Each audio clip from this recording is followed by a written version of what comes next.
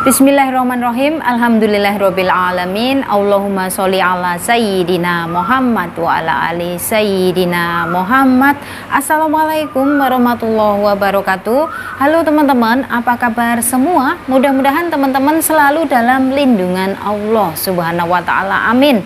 Alhamdulillah, di video kali ini saya akan bacakan komen dari teman kita. Oke, so di sini datangnya dari Mbak Devi Lestari dan mbaknya komen seperti ini ya.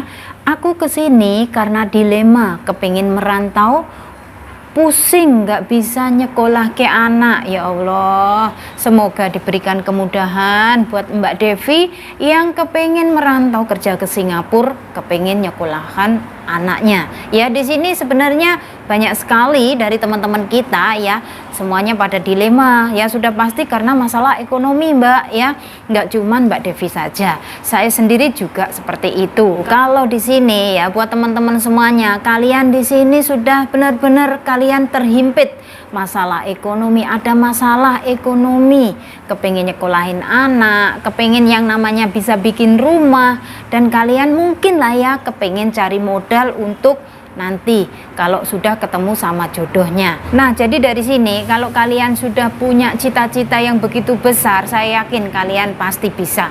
Saya yakin nanti suatu saat kalian sudah sampai di rumah majikan, misalkan kalian dapat masalah dan kalian teringat kembali bahwasanya, oh iya, di rumah ada anak yang menunggu kiriman dari saya, di rumah ada orang tua yang menunggu kiriman dari saya. Dari situ kalian pasti akan semangat teman-teman.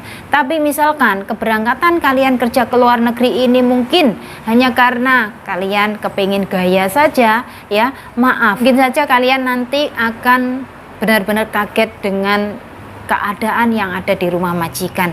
Karena di Singapura nih teman-teman ya, saya nggak hanya ngomongnya sekali dua kali, berulang kali saya ngomong bahwasanya di Singapura ini masalah mental lebih utama ya. Kalau mental kalian nggak kuat, kalau benar-benar kalian nggak siap segala-galanya, saya yakin kalian akan mental. Saya yakin di sini kalian akan pulang itu sia-sia. Karena apa? Yaitu tadi, belum siap. Kalian benar-benar belum siap, tapi kalian memaksakan diri, kepingin yang namanya cepat-cepat kerja ke luar negeri, kepingin yang namanya cepat-cepat sampai berada di Singapura. Itu nggak bagus teman-teman ya. Yang namanya kerja ke luar negeri itu benar-benar harus ada persiapan dari hati kalian sendiri. Di sini nggak boleh yang namanya kerja menjadi seorang TKW karena paksaan, mungkin dari pihak keluarga, mungkin karena ada masalah, nggak boleh. Karena apa? Misalkan kalau kalian lari dari masalah, misalkan kalau kalian kerja ke luar negeri karena ada paksaan, itu nanti di sini kalian nggak akan merasa tenang. Karena apa? Kita di sini kerja di Singapura ini lama teman-teman, satu kontrak itu 2 tahun.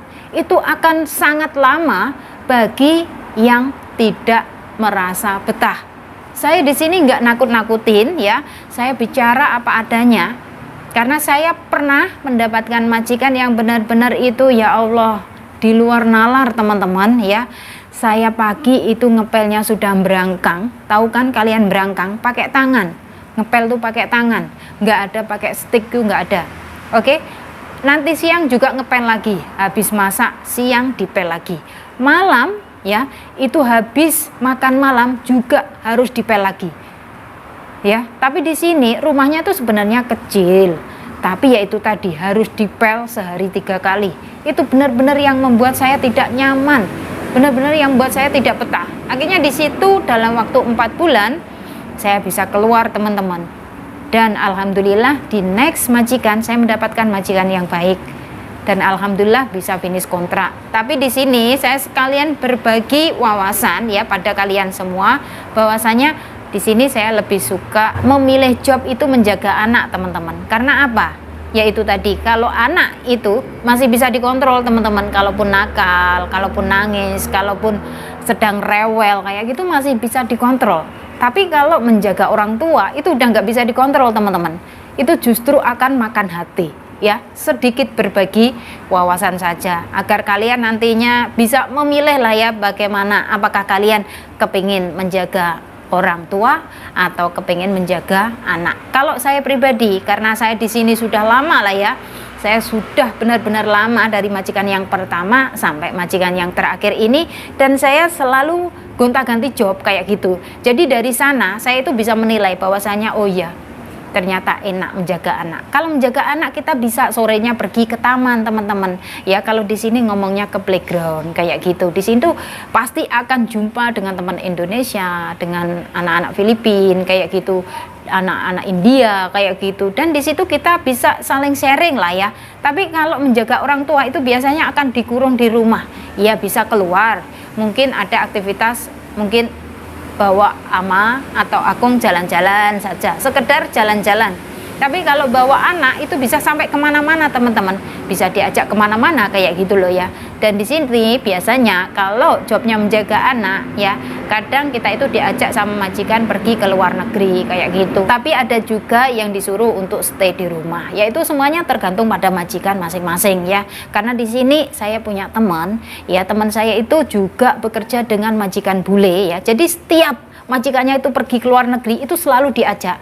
Tapi di sana mbaknya juga setiap hari Minggu disuruh untuk libur karena majikannya nggak mau yang namanya bayar kayak gitu. Tapi di sini kalau misalkan majikannya pergi ke Perancis, majikannya mau pergi kemana saja ya, entah itu ke Australia, entah itu ke negara manapun, pokoknya ke luar negeri, entah itu kemanapun perginya majikannya, si mbaknya ini harus ikut kayak gitu. Jadi di sini buat teman-teman semuanya yang mungkin saat ini kalian punya masalah ya, kalian kepingin kerja ke luar negeri, tapi di sini ada beban yang mengganjel di hati kalian ya, selesaikan masalah kalian dulu, entah itu dengan sang suami ataupun keluarga ataupun saudara kalian, biar nanti kalian setelah sampai di Singapura itu nantinya kalian merasa tenang ya. Karena apa teman-teman, setelah sampai di luar negeri kok kalian masih punya masalah yang ada di Indonesia, itu benar-benar membuat kalian merasa tidak betah, membuat kalian kerja nanti merasa tidak nyaman ya, seperti itu.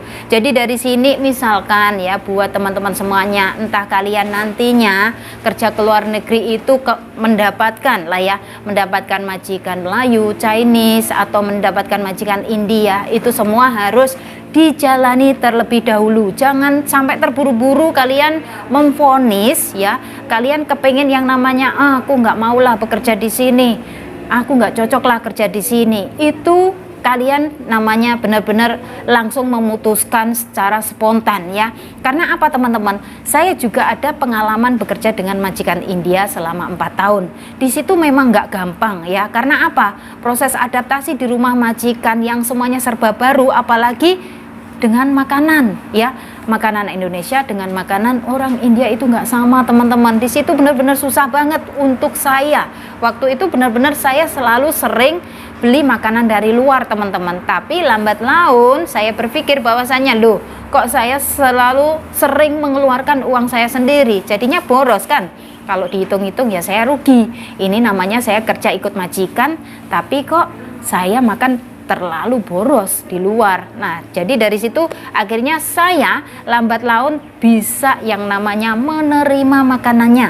Kayak gitu teman-teman. Jadi dari sini semua yang namanya orang itu teman-teman, pertama kali ngikut majikan, semuanya itu butuh adaptasi. Entah itu dari segi pekerjaan, entah dari segi keluarga majikan, entah dari segi makanannya, semuanya di sini butuh proses. Nggak ada yang gampang, nggak ada yang instan, semuanya berproses.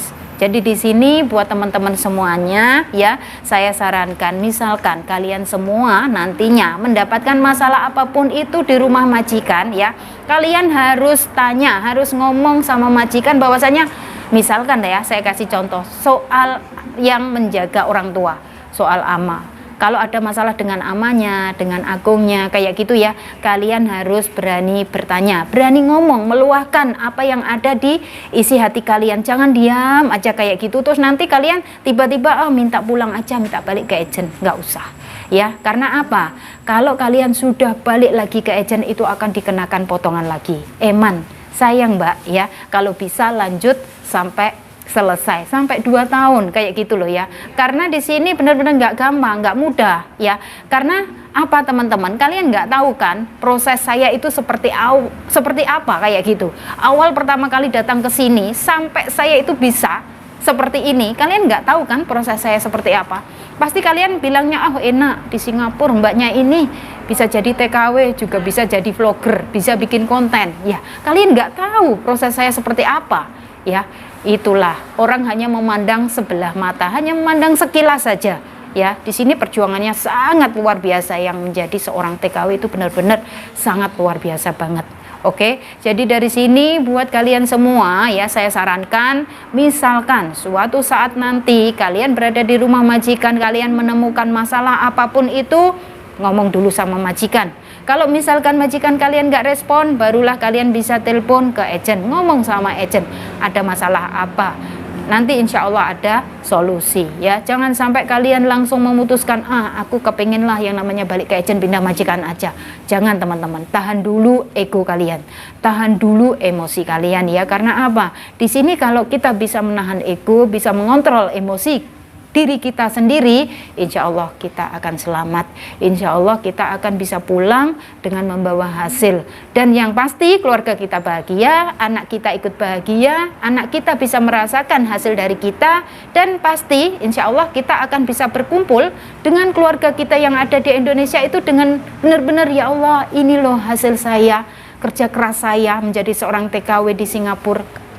Dari situ kalian bisa menikmati bersama dengan keluarga kalian. Oke teman-teman, dari sini ya mungkin buat kalian semua ya yang mungkin punya pertanyaan, silahkan tinggalkan komen kalian di bawah. Insya Allah nanti akan saya jelaskan lewat video. Oke, dan gak lupa juga di sini saya selalu memberikan support, memberikan doa serta dukungan buat kalian semua. Semoga diberikan kemudahan, kelancaran, semoga dipertemukan dengan keluarga majikan yang baik. Semoga kalian semua merasa betah nyaman di rumah majikan sampai selesai 2 tahun.